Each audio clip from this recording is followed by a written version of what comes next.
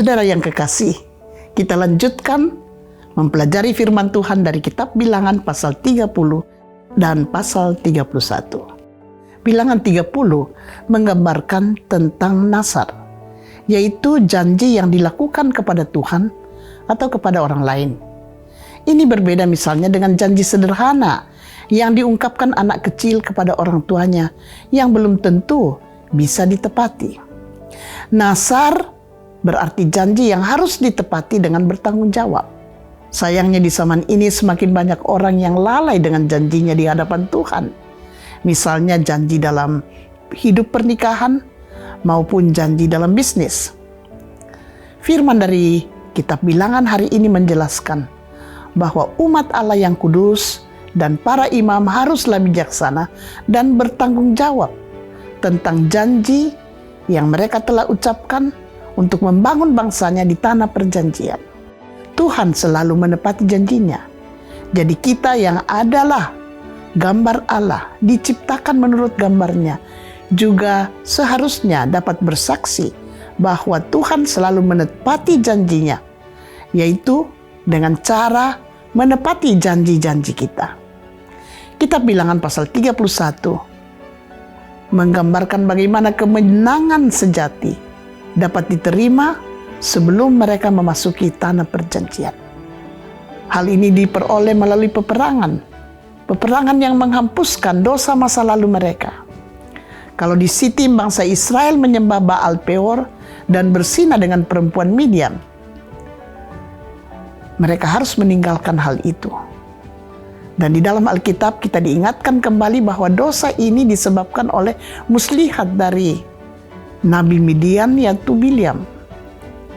Saudara, kini generasi baru harus menaklukkan tanah Kanaan yang penuh penyembahan berhala dan persinahan. Ini berarti sebelum menduduki Kanaan, umat Israel harus berupaya untuk menghapuskan penyembahan berhala dan kekafirannya sendiri, agar dosa yang sama tidak terulang lagi. Allah tidak mentolerir penyembahan berhala dalam bentuk apapun. Mari saudara kita membaca kitab Bilangan pasal 30 sampai pasal 31 bersama-sama.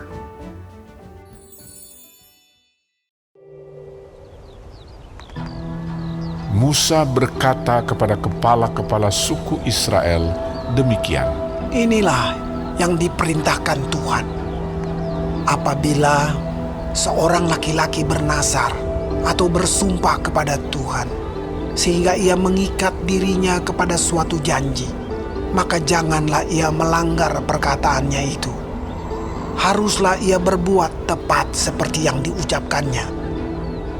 Tetapi apabila seorang perempuan bernazar kepada Tuhan dan mengikat dirinya kepada suatu janji di rumah ayahnya, yakni pada waktu ia masih gadis, dan ayahnya mendengar nazar dan janji yang mengikat diri anaknya itu, tetapi ayahnya tidak berkata apa-apa kepadanya, maka segala nazarnya itu akan tetap berlaku, dan setiap janji mengikat dirinya akan tetap berlaku juga.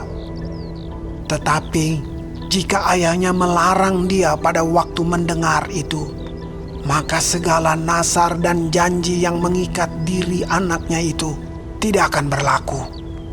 Dan Tuhan akan mengampuni perempuan itu, sebab ayahnya telah melarang dia. Tetapi jika perempuan itu bersuami, dan ia masih berhutang karena salah satu nazar atau salah satu janji yang diucapkan begitu saja, dan yang mengikat dirinya, dan suaminya mendengar tentang hal itu, tetapi tidak berkata apa-apa kepadanya pada waktu mendengarnya, maka nazarnya itu akan tetap berlaku, dan janji yang mengikat dirinya akan tetap berlaku juga. Tetapi apabila suaminya itu pada waktu mendengarnya melarang dia, maka ia telah membatalkan nazar yang menjadi hutang istrinya, dan janji yang diucapkan begitu saja, dan yang mengikat istrinya, dan Tuhan akan mengampuni istrinya itu. Mengenai nazar seorang janda atau seorang perempuan yang diceraikan, segala apa yang mengikat dirinya akan tetap berlaku baginya. Jika seorang perempuan di rumah suaminya bernazar atau mengikat dirinya kepada suatu janji dengan bersumpah, dan suaminya mendengarnya, tetapi tidak berkata apa-apa kepadanya, dan tidak melarang dia, maka segala nazar perempuan itu akan tetap berlaku, dan setiap janji yang mengikat diri perempuan itu akan tetap berlaku juga. Tetapi jika suaminya itu membatalkannya dengan tegas pada waktu mendengarnya, maka ucapan apapun yang keluar dari mulutnya, baik nazar maupun janji, tidak akan berlaku. Suaminya telah membatalkannya, dan Tuhan akan mengampuni istrinya itu. Setiap nazar dan setiap janji, sumpah perempuan itu untuk merendahkan diri dengan berpuasa dapat dinyatakan berlaku oleh suaminya atau dapat dibatalkan oleh suaminya. Tetapi apabila suaminya sama sekali tidak berkata apa-apa kepadanya dari hari ke hari, maka dengan demikian ia telah menyatakan berlaku segala nazar istrinya atau segala ikatan janji yang menjadi hutang istrinya. Ia telah menyatakannya berlaku karena ia tidak berkata apa-apa kepadanya pada waktu mendengarnya. Tetapi jika ia baru membatalkannya beberapa lama setelah didengarnya, maka ia akan menanggung akibat kesalahan istrinya. Itulah ketetapan-ketetapan yang diperintahkan Tuhan kepada Musa, yakni antara seorang suami dengan istrinya, dan antara seorang ayah dengan anaknya perempuan pada waktu ia masih gadis di rumah ayahnya. Tuhan berfirman kepada Musa, "Lakukanlah pembalasan orang Israel kepada orang Midian. Kemudian engkau akan dikumpulkan kepada kaum leluhurmu." Lalu berkatalah Musa kepada bangsa itu, "Baiklah sejumlah orang dari antaramu mempersenjatai diri untuk berperang, supaya mereka melawan Midian untuk menjalankan pembalasan Tuhan terhadap Midian. Dari setiap suku di antara segala suku Israel, haruslah kamu menyuruh 1.000 orang untuk berperang."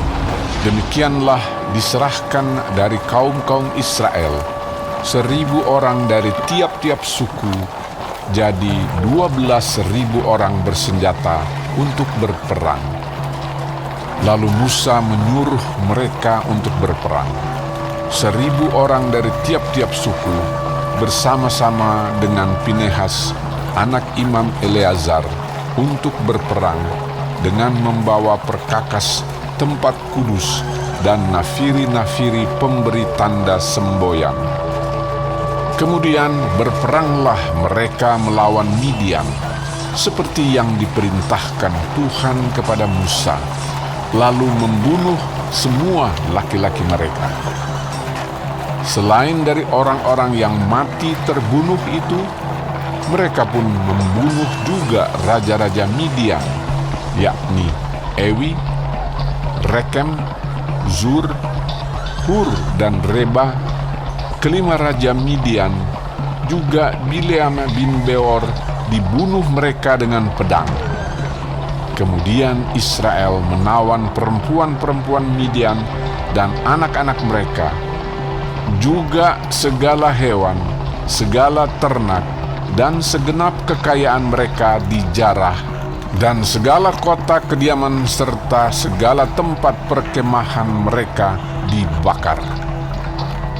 Kemudian diambillah seluruh jarahan dan seluruh rampasan berupa manusia dan hewan itu, dan dibawalah orang-orang tawanan, rampasan dan jarahan itu kepada Musa dan Imam Eleazar dan kepada umat Israel ke tempat perkemahan di dataran Moab yang di tepi sungai Yordan dekat Yeriko.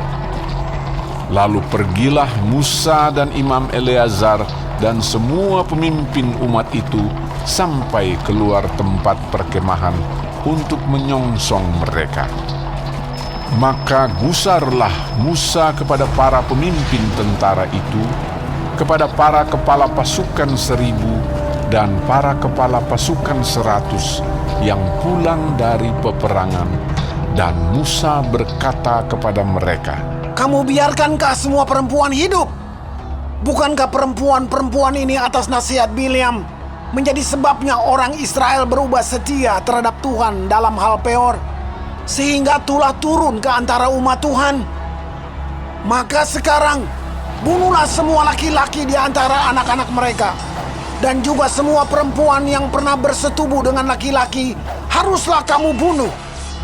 Tetapi semua orang muda di antara perempuan yang belum pernah bersetubuh dengan laki-laki haruslah kamu biarkan hidup bagimu. Tetapi kamu ini berkemahlah 7 hari lamanya di luar tempat perkemahan. Setiap orang yang telah membunuh orang dan setiap orang yang kena kepada orang yang mati terbunuh haruslah menghapus dosa dari dirinya pada hari yang ketiga. Dan pada hari yang ketujuh, kamu sendiri dan orang-orang tawananmu, juga setiap pakaian dan setiap barang kulit dan setiap barang yang dibuat dari bulu kambing dan setiap barang kayu haruslah disucikan. Lalu berkatalah Imam Eleazar kepada para prajurit yang telah pergi bertempur itu, Inilah ketetapan hukum yang diperintahkan Tuhan kepada Musa. Hanya emas dan perak, tembaga, besi, timah putih dan timah hitam, segala yang tahan api, haruslah kamu lalukan dari api, supaya menjadi tahir. Tetapi semuanya itu haruslah juga disucikan dengan air penyuci. Dan segala yang tidak tahan api, haruslah kamu lalukan dari air. Lagi pula, kamu harus mencuci pakaianmu pada hari yang ketujuh, supaya kamu tahir. Dan kemudian, bolehlah kamu masuk ke tempat perkemahan. Tuhan berfirman kepada Musa, Hitunglah jumlah rampasan yang telah diangkut, yang berupa manusia dan hewan. Engkau ini dan Imam Eleazar, serta kepala-kepala puak umat itu. Lalu bagi dualah rampasan itu kepada pasukan bersenjata yang telah keluar berperang dan kepada segenap umat yang lain. Dan engkau harus mengkhususkan upeti bagi Tuhan dari para prajurit yang keluar bertempur itu, yakni 1 dari setiap 500, baik dari manusia, baik dari lembu, dari keledai, dan dari kambing domba. Dari yang setengah yang telah didapat mereka, haruslah engkau mengambilnya, lalu menyerahkannya kepada Imam Eleazar sebagai persembahan khusus bagi Tuhan. Tetapi dari yang setengah lagi, yang untuk orang Israel lain, haruslah engkau mengambil 1 ambilan dari setiap 50, baik dari manusia, baik dari lembu, dari keledai, dan dari kambing domba, jadi dari segala hewan, lalu menyerahkan semuanya kepada orang Lewi yang memelihara kemah suci Tuhan. Kemudian Musa dan Imam Eleazar melakukan seperti yang diperintahkan Tuhan kepada Musa. Adapun rampasan, yakni yang masih tinggal dari apa yang telah dijarah laskar itu berjumlah 675.000 ekor kambing domba dan 72.000 ekor lembu dan 61.000 ekor keledai. Selanjutnya, orang-orang, yaitu perempuan-perempuan yang belum pernah bersetubuh dengan laki-laki, seluruhnya 32.000 orang. Yang setengah yang menjadi bagian orang-orang yang telah keluar berperang itu jumlahnya 337.000 ekor kambing domba. Jadi upeti bagi Tuhan dari kambing domba itu ada 675 ekor.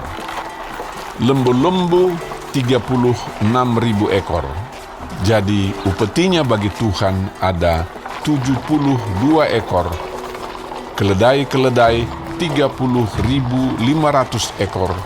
Jadi upetinya bagi Tuhan ada 61 ekor. Dan orang-orang 16.000 orang. Jadi upetinya bagi Tuhan 32 orang. Lalu Musa menyerahkan upeti yang dikhususkan bagi Tuhan itu kepada Imam Eleazar, seperti yang diperintahkan Tuhan kepada Musa. Yang setengah lagi yang menjadi bagian orang Israel lain, yang dipisahkan Musa dari bagian orang-orang yang telah berperang itu, yaitu yang setengah yang menjadi bagian umat yang lain itu, domba-domba 337.500 ekor, lembu-lembu 36.000 ekor, keledai-keledai 30.500 ekor, dan orang-orang 16.000 orang. Lalu Musa mengambil dari yang setengah yang menjadi bagian orang Israel lain itu 1 ambilan dari setiap 50, baik dari manusia, baik dari hewan. Kemudian menyerahkan semuanya kepada orang Lewi yang memelihara kemah suci, seperti yang diperintahkan Tuhan kepada Musa. Lalu mendekatlah para pemimpin tentara, yakni kepala-kepala pasukan 1.000 dan kepala-kepala pasukan 100 kepada Musa, serta berkata kepadanya, Hamba-hambamu ini telah menghitung jumlah prajurit yang ada di bawah kuasa kami, dan dari mereka tidak ada seorang pun yang hilang.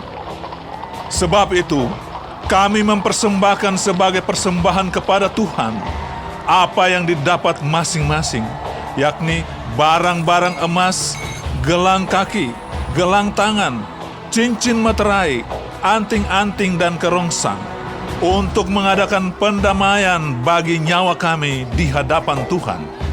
Maka Musa dan Imam Eleazar menerima dari mereka emas itu semuanya barang-barang tempaan. Dan segala emas persembahan khusus yang dipersembahkan mereka kepada Tuhan, yakni yang dari pihak kepala-kepala pasukan 1.000 dan kepala-kepala pasukan 100, ada 16.750 shikal beratnya. Tetapi prajurit-prajurit itu masing-masing telah mengambil jarahan bagi dirinya sendiri.